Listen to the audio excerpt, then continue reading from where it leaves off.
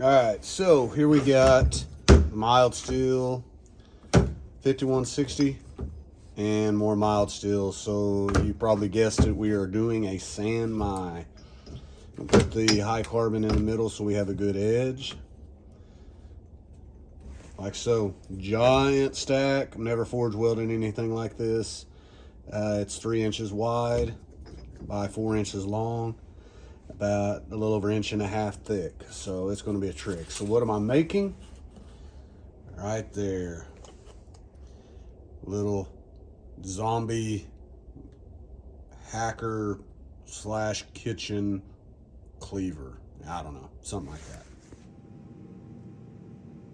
All right, so you might ask yourself, why is Jason making a cleaver? I am entering the viewer portion of the YouTuber knife making challenge, and this year's it's a chopper, and they have very few rules as far as it goes. And I thought nothing says chopper more than a giant cleaver.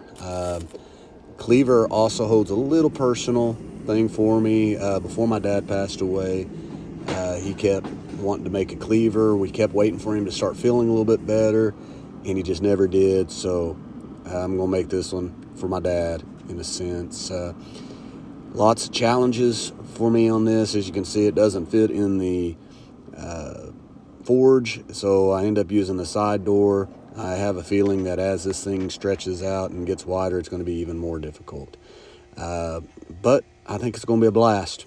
Hope you enjoy it, and stay tuned for the end.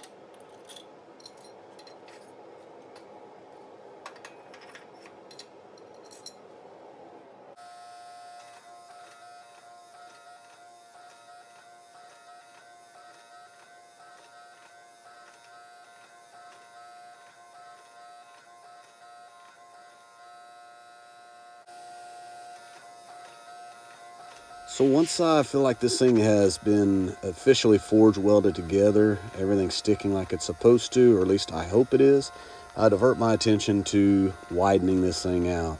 I want to do this before it gets too long. I figured it just might be easier doing it while it's thick. I use my aggressive dies here and just go long ways, trying to widen it out. And other than just taking a long time, it's moving in the right direction, just not very quickly.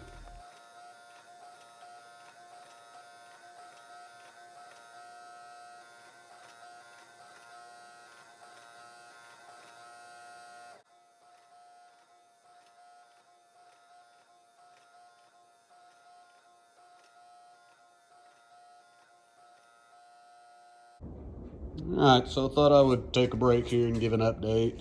I've got it down to about 0.52 on the thickness, so just over 1/2 inch.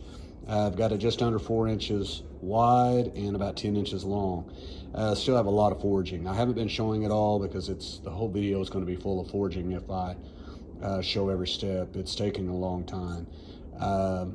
I don't know what real bladesmiths and blacksmiths think, but for me, widening these things out is terrible. Everything I have is designed for making things narrower and longer and thinner. So it's been a trip. Trying to get it out to 4 inches wide is taking a long time. I'm going to keep at it, keep trucking along. Once I get it closer, I'll start the filming again. So after hours of forging, I finally got it to the 4-inch mark that I needed, so I started lengthening it out. As you'll see in the next clip, I end up cutting in the handle so it'll slide through the mouth of the forge, just so I could fit it in there. And eventually it got so long that I wasn't even able to do that. So definitely a test for myself and the equipment that I have, but we get it there.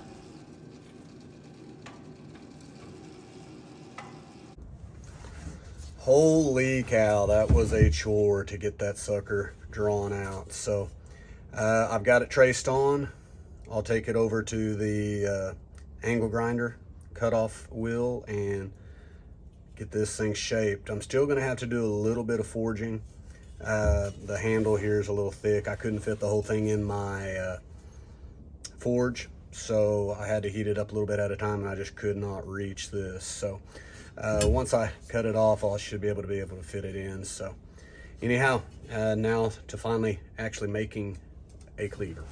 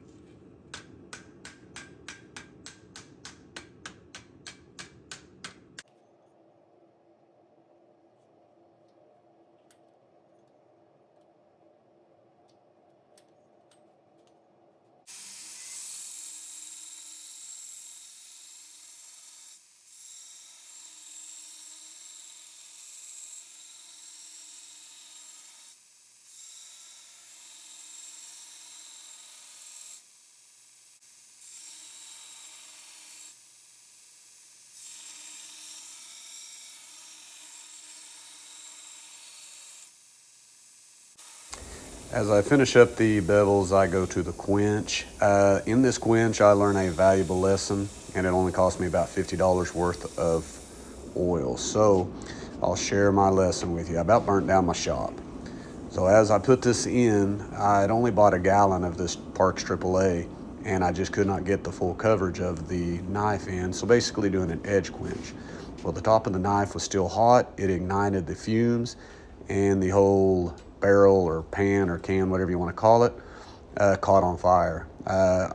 Tried a couple of different methods to get it out. Ended up using a fire extinguisher, and it nearly burnt down my shop. So go ahead and spend a little extra if you got it, and get that enough oil to bury the whole thing. I don't think I had it too hot, so that's the only thing I can really figure.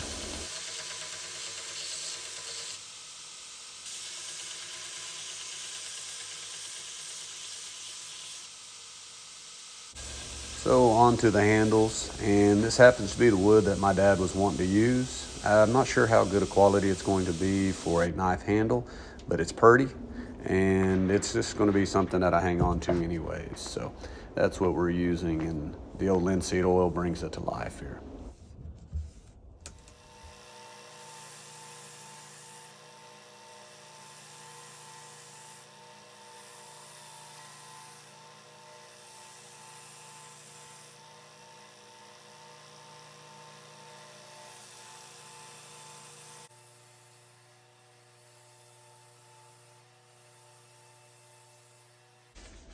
Well, this thing came out super sharp. I was really happy with it. Edge holds up pretty good. I took a couple of hacks at a golf ball, which I showed at the first of the video. Did the old water bottle test, because everybody has to do that, right? And I cut up some branches and stuff on the side, and it held an edge really good. Thought it turned out pretty good. Fairly simple. I did not etch it. I did once, I just didn't like the way it looked. It was just odd. So I cleaned it up, made it look more mono steel. But I think it fits the challenge appropriately. Even got a shot of Doug, the shop cat. He doesn't make as many visits as he used to, but he's still around and still takes part.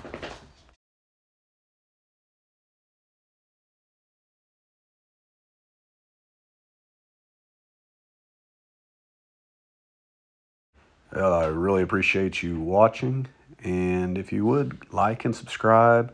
Go watch some of my old videos, help a guy out. Have a good one.